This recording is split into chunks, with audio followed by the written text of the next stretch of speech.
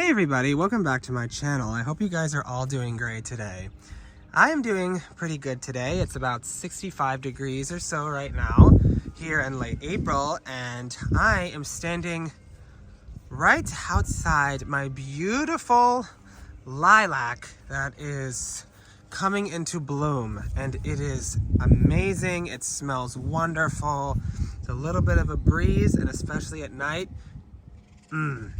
the scent just like wafts through the air.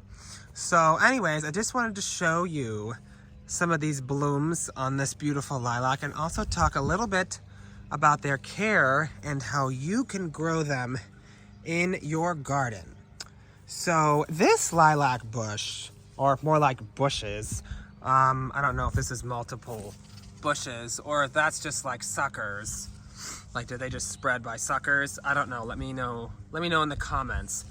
I heard something about them suckering, that they spread via suckering. But anyways, so these guys have been here ever since I moved here, when it was already well established, and I moved here about 19 years ago, and it was already a very well established bush. So I have no idea how old this is. It's probably, excuse the cars passing. I'm actually filming this close to our road, so there's a lot of cars going by, so I do apologize about that.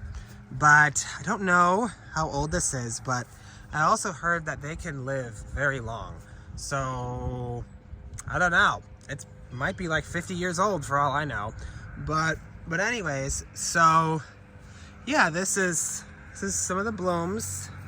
Oh, they look very pretty. Now, as for the care of these bushes, they are pretty easy care. They don't really need a whole lot in order to be happy and healthy. So first and foremost, they really do love sun. They really do need like a full sun location in order to be successful. If you live on the hotter end of its hardiness, they might appreciate a little bit of afternoon shade so that they don't burn out so quickly, but typically, generally speaking, they really like full sun. And for soil, this one I've actually found to be very interesting. I was actually doing some research before I filmed this video. I'll actually post some links in the description. You might just have to copy and paste them. I can't actually make links right now, but I'll just post a link and you can just copy and paste it into your browser if you want to learn more about lilacs than what I can tell you. But anyways, they actually like soil that is neutral to slightly alkaline, which I found very interesting. Most plants typically prefer it slightly acidic to neutral, so about a 6.5 to 7. These do fine. I read that they like a soil pH about 6 to 7, which is about neutral. So our soils are about in that range, but apparently they can take soils a little bit more on the alkaline side, which is very interesting. So if you live in an area with more alkaline soil, that's not typically a thing around here, but if you live in areas where your soil tends to lean more alkaline or sweet, if you will, then consider lilacs. They might actually like it where you are. As for watering, generally speaking, you just want to water them well right after you plant them, and throughout, like, I'd say about, if you haven't had a good rain, I'd say about once a week for their first year, maybe 2 years. And then after that, if you live in a reasonably rainy climate, they should do fine with whatever rain that you give them. Or excuse me, whatever rain that falls, sorry. And they should be happy. Now, as for fertilizing, I don't really feed this. You can, but I have found lilacs to be pretty chill when it comes to fertilizer, if you will. Last time I fed this was, I think, almost 3 years ago, 2 years ago maybe. But that was when I did a giant prune on these, which I will talk about later in this video. But generally, if you amended the soil, which this is also important, you need to amend their soil, make sure that the soil is draining well. You will probably hear this ad nauseum if you're reading grow guides and stuff online, and it is definitely true. Plants need to have their soil well draining, typically. Most plants do anyway. So you just have to do your research on what specific plant you're growing, but generally speaking, they like well drained and rich soil. And if you have that, you could probably just give them some compost, but if they're really well established, you have a really old lilac like I do, I don't even bother. I kind of just let their leaves on the ground to decompose in the fall after they fall off, and that seems to do the trick for them. So again, you can feed them if you want, and especially after if you have to do a really hard pruning on them, or just pruning in general, you can, but again, I don't really stress too much about fertilizer. My plants seem to do, a lot of my plants anyway, seem to do fine, especially a lot of my perennials and stuff. They seem to do fine typically without too much fertilizer. Now, as for pruning, this is a big one with these guys. These guys do like to be pruned, and they should be pruned right after they have finished blooming. They need, and this is important because what happens is very shortly, probably within like a couple weeks after they're done, they will actually start forming next year's buds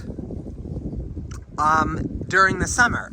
So you need to make sure that you are pruning them right after they're done. I would say I wouldn't wait more than about 3 weeks or so after they're done blooming. So you do kind of have to be on it. And how you prune them, well, first and foremost, you want to make sure that you get anything that is dead, diseased, or damaged. So let me see if I can find a dead one. I probably have some. Like, see, like something like this. Well, this is also like a twig, but you get what I'm saying. Like anything that's dead, like this, or let me see if I can find a better example. So like something, or is that a weed? I don't know. Sorry, you get the point. But anything that's dead, you can get that out really at any time of the year, but especially if you have to like just routine pruning. And I would prune out anything that is kind of like twiggy, and I was reading that you prune anything less than a pencil's width out. So that's typically the case, and you can, if you want to, and this is probably useful, is to cut their shoots down by about 1/3 or so after they're done. This way they won't get really, really tall. So for example, like something like this, like let's see, like if I can zoom out, sorry. If you see this shoot, if I cut it down to maybe about like here or so, see, like it's still a little bit like that. That way you keep their growth, and they will branch out from there. But that way you keep their growth from getting really, really tall.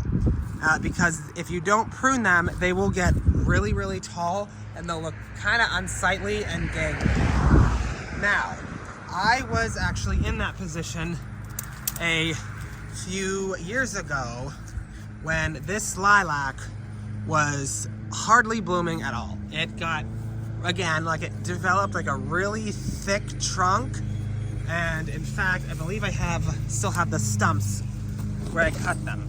Let's see, like that stump, that was from where these new shoots are now growing from, because it just needed to be rejuvenated. So if you need to do that, I would say the best time to do that is late winter. I did this, I think, in February of 2024. So I would say this is actually probably the first decent bloom I've had on it since then, because they will probably need a couple years after that really hard pruning in order to bloom well again. So what I do, you can prune it, like I said, about 1/3 each year over like the course of like 3 years or so. What I did is I just cut it almost clear to the ground. I cut it like right off the hop. I cut it down by like, again, I cut it down to, I would say, about a foot, maybe 18 inches or something off the ground. And I did give it some fertilizer. In fact, that was the one and only time I've ever fertilized this bush. So yeah, I would feed them after a really heavy prune like that. They'd probably still be fine, but it's a good idea for them to, you know, kind of get that boost so they can start pushing out new growth. They will bloom again, like you can see here, but it might take a few years. Now, in subsequent years after that, like I said, you just want to prune anything that is twiggy, dead in subsequent years, and just kind of let them reach the size you want. And if you don't want them to get any taller, like I said, you could probably take these and prune these, I'm gonna say about to maybe even here. I don't know. You guys might have better experience on lilac pruning, but generally not more than a third of the stems in a year. In a single year, again, they can tolerate it. Like I said, I did prune it way down to the ground a few years ago when I needed to rejuvenate it, and you can see it came back just fine. So I think that might be it for lilacs today.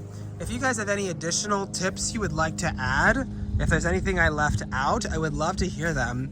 And if you enjoyed this video, if you could please leave a like, comment, and subscribe, I would very much appreciate it. And I will see you guys in another garden-related video here in the Buckeye State very soon. Thanks for watching.